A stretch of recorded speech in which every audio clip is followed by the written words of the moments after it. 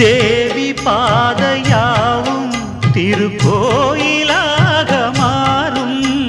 பார்வை ஏற்றும் தீபம் உந்தன் வார்த்தை வேதமாகும்.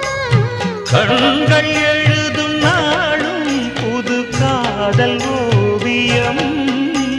பெண்ணின் நாணம் பூசும் அதில் வண்ணம் ஆயிரம். கொஞ்சும் மணிச்சந்தம் அது உந்தன் மொழியே. எந்தன் மனச்சிற்பம் எனக் கொண்டேன் முனையே. தவித்திடும் தனிமையில் குளித்திடும் மழையிலே